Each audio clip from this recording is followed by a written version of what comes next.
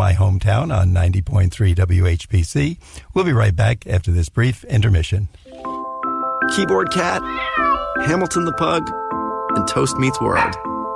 These are some of the internet's most beloved pets. With millions of YouTube views, shares, Instagram likes, followers, and fans across the globe. But what do all these amazing pets have in common? Their stories started in a shelter. Start your story. Adopt a dog or cat today. Visit theshelterpetproject.org to find a shelter or adoptable pets near you. Training that pet to play the keyboard? Well, that's entirely up to you. Visit theshelterpetproject.org and hear more about Hamilton the Pug, Toast, and Keyboard Cat's amazing adoption stories. Start a story. Adopt a shelter or rescue pet today. Your perfect pet is just a click away at theshelterpetproject.org. A public service announcement brought to you by Maddie's Fund, the Humane Society of the United States, and the Ad Council. Portions of today's local news for My Hometown have been made possible by Herald Community Newspapers. For the most comprehensive local news, visit liherald.com. Got a story to tell? Call 516-569-4000. WHPC. And now we return to My Hometown. Welcome back. Our special guest today is Town Supervisor Joseph Saladino, and he's been telling us all the work that a town supervisor has to do, and I guess most impressive to me is that he's getting up before 4 a.m. on those snowy days. Joe, I think you had a question. Yeah, so we were talking about before you worked for years in the New York State legislation, and you were one of the leading voices in New York State calling attention to our groundwater, mostly with the Grumman Navy plume. So what could you maybe elaborate on that for us a little bit? Certainly, Joe. Many people understand, they read about in the paper and listen in the media, to contaminations, dangerous chemicals that have found their way into our groundwater from which we derive our drinking water. Long Island is very unique because we have something called a sole source aquifer. And what that is layers of sand way deep below the surface of the earth, and in that sand is fresh, clean water. We have three distinct layers. If you were to drill down from the surface down, and those of you studying history know that Long Island in part was developed because of the coastal communities. Ships from Europe came here. They were fishermen, and then they moved into agriculture. And to grow those crops, they would dig wells. So when you dig down or drill down as they do today, the first body of water you reach is called the upper glacial aquifer. Long Island was created by a glacier and left behind this hundreds of years old, thousands of years old, pristine, very clear, crystal clear water that is among the best tasting in the country. But what happened is too many years of agricultural chemicals and pesticides on our lawns and the fertilizers people use, and also industrial contaminants. It has made our upper glacial aquifer something that we can no longer drink. The impurities in our upper glacial aquifer don't allow it to be fresh, clean, or otherwise known as potable water. So the next layer is the big well that we draw all our drinking water from. It's called the Magathy, also created by the glaciers. The Magathy is where we draw our water from. Some parts it's 200 feet deep. It goes down to 600 feet, and some parts even 800 feet deep below the surface. What happened over the years in Bethpage at the Grumman site, and people know it as those big buildings on Hicksville Road, we were building warplanes in World War II. People have heard of Rosie the Riveter that they learned about. Well, Rosie the Riveter was working in these hangars, building planes, building the armament and the equipment that helped us to win World War II, to help us stay competent in other issues, other military exercises that America's been involved in, and actually built the lunar module that landed on the moon. And what they did is they took metal and they ground it into the different parts. And anybody who's ever seen someone drill a piece of metal, or maybe has worked in a garage or has watched their car being fixed, you end up with a leftover product of oils, greases, and metal filings. And what happened with those back in the day when they didn't understand that these things were so toxic to our health, they just washed them down a drain. Before they painted the planes and the parts, they first wiped them down with solvents so the paint would stick to them. And again, they took the solvents and the grease and they put it down drains, or they put it in metal drums, like 55-gallon drums, and they buried them. And then as the years went by, the drums corroded, the contaminants leaked, and it leaked into our groundwater. So this was discovered in the 1980s, that there is a plume or a tremendous pool of these contaminants, including carcinogens, in our groundwater. It's approximately a mile wide, 3 miles long from the Grumman site in Bethpage, and it's almost at the Southern State Parkway. It migrates or moves with the water. The natural course of that water is to go from the highest point on Long Island, which is approximately where the Long Island Expressway is, and move southward toward the ocean and northward toward the Long Island Sound. New York State, the Department of Environmental Conservation, is in charge of cleaning up this mess and charging the responsible parties, in this case the United States Navy, who was contracting with Grumman. So you have Grumman and the Navy who are in charge of cleaning it up.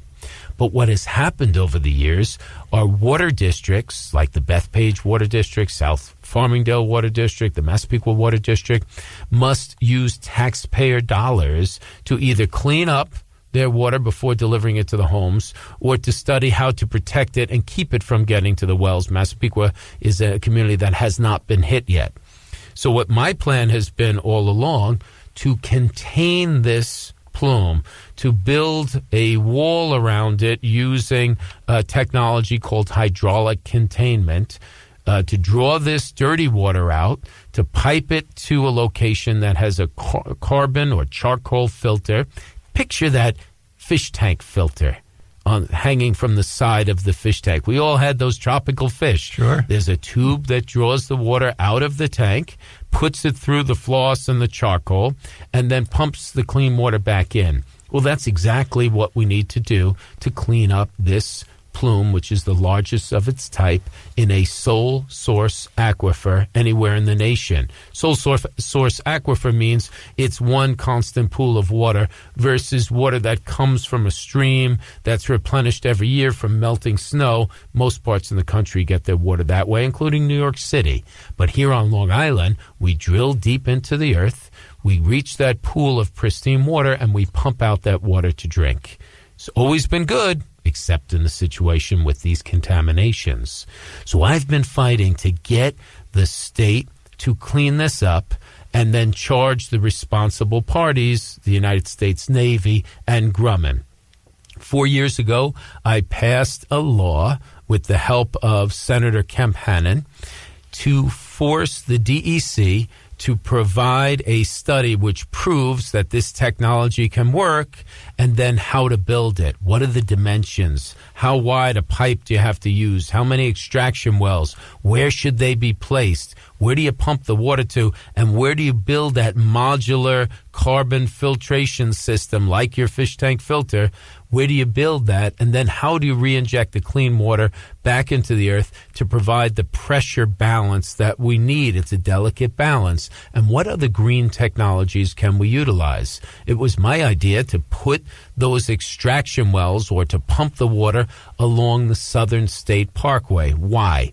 Because you want that filtration point to be in front of the plume, to stop it in its tracks, stop its migration. Also, rather than paying big money to buy people's homes, knock them down, and use that as your location, New York State already owns that grass panel that runs all along the Southern State Parkway. So we could put in the wells there, put the pipe in there, pump the water from there up the Southern State Park, up Route 135, which is also owned by government and doesn't require a taking through eminent domain, a legal term that requires a lot of tax dollars to be spent. So this is the efficient way to do it. Facilitate that carbon filtration system in Bethpage near the Grumman property. And then after you clean the water, put it back into the earth, utilizing the stormwater basins, because now it's clean water.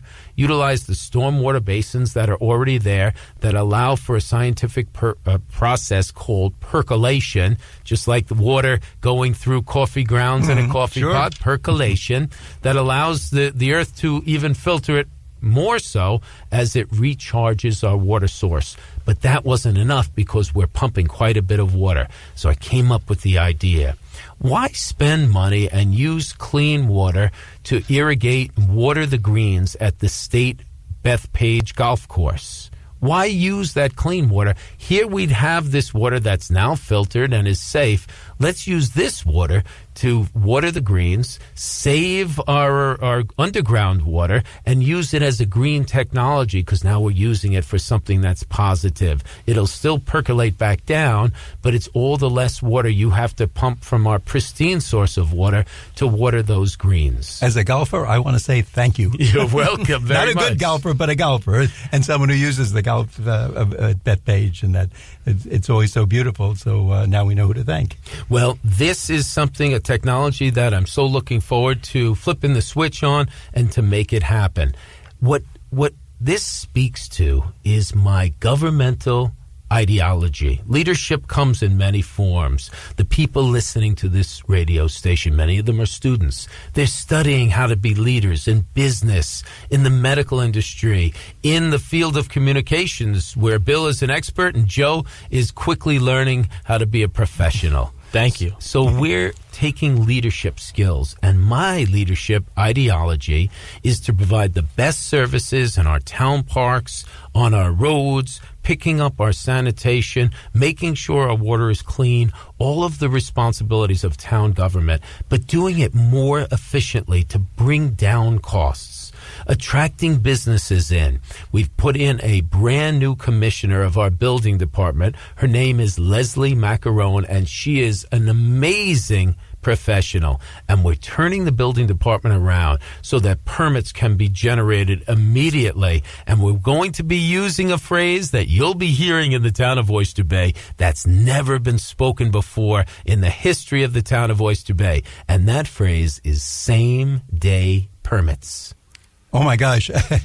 I love this man already. I think I'm going to take him out to lunch afterward. Yeah. Between Can the I golf, come too? You can come too. Same-day permits and the golf. And I have to say, on behalf of other golfers, we think you're doing a great job already on Thank Long Island. you. The courses are beautiful, but with this rainwater and from the plume, it's going to save even more. So it seems like a great idea, a great project, and I'll go bragging that I took the man who put it into. And that man's name is Joseph Saladino.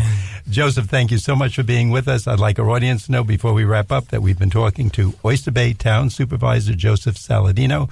Some great ideas, great things that he's doing in only the first few weeks he's around, and maybe we'll let him sleep to 4 or 5 o'clock in the morning. Supervisor Saladino, thanks so much for being on the show. To our audience, you're listening to My Hometown. Thanks again for listening to 90.3 WHBC. We like to get your feedback on My Hometown. Send your comments to whpc@ncc.edu. My Hometown is produced by Jim Green, executive producer. Nassau Community College, where success starts and continues. Till next time, this is Bill St. James. And remember, there's no town like your hometown.